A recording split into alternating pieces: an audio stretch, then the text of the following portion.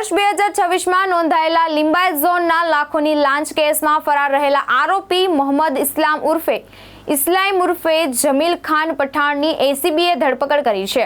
આ કેસમાં 20 ફેબ્રુઆરી 2026ના રોજ એસીબીએ ગુનો નોંધ્યો હતો। આરોપી છે કે લિંબાયત ઝોનના તત્કાલીન કાર્યપાલ ઇજનેર વિપુલ ગણેશવાલાએ ફરિયાદી પાસે લાખોની લાંચની માંગણી કરી હતી અને તે રકમ કથિત પત્રકારને આપવાનું જણાવ્યું હતું। ફરિયાદીએ એસીબીનો સંપર્ક કર્યો, ટ્રેપ ગોઠવવામાં આવ્યો। જો કે ટ્રેપ દરમિયાન કથિત પત્રકારને શંકા જતા તે લાંચની રકમ લઈ ફરાર થઈ ગયો હતો। ત્યારબાદ કાર્યપાલક ઇજનેર વિપુલ ગણેશવાલાની ધરપકડ કરવામાં આવી હતી। જ્યારે કથિત પત્રકાર લાંબા સમયથી ફરાર હતો, આજે આરોપી સુરત એસીબી સમક્ષ હાજર થતા તેની ધરપકડ કરી કાયદેસરની કાર્યવાહી હાથ ધરવામાં આવી છે। સમગ્ર મામલે એસીબી વધુ તપાસ કરી રહી છે।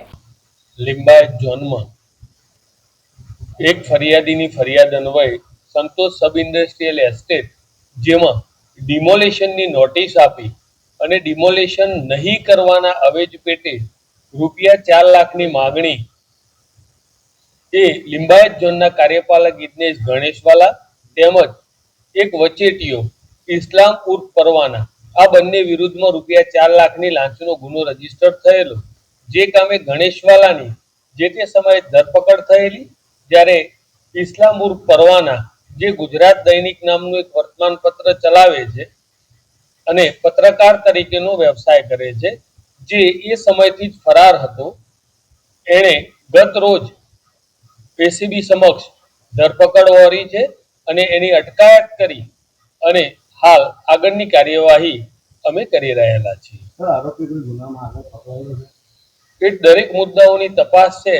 અમને મળેલા સાહેદો, અગાઉની એની ક્રિમિનલ હિસ્ટ્રી, આ દરેક મુદ્દાઓ અમે ઇન્વેસ્ટિગેટ કરી રહ્યા છે। આજ નામદાર કોર્ટ સમક્ષ એના મેક્સિમમ રિમાન્ડ મેળવી એ આ જે 5 માસ સુધી ભાગતો ફર્યો એ સમય દરમિયાન એને કોણે કોણે સહકાર આપેલો છે, એ કયા કયા શહેરોમાં અથવા તો ભારતના અન્ય કયા કયા રાજ્યોમાં ભાગેલો છે, તેમજ આ જે ₹4 લાખ રૂપિયાની રિકવરી છે એ માટે પણ અમે નામદાર કોર્ટ સમક્ષ આ રજૂઆત કરી અને રિમાન્ડ મેળવીશું અને જે બી પરિણામો ભવિષ્ય આગળના મળશે તમને જણાવીશું।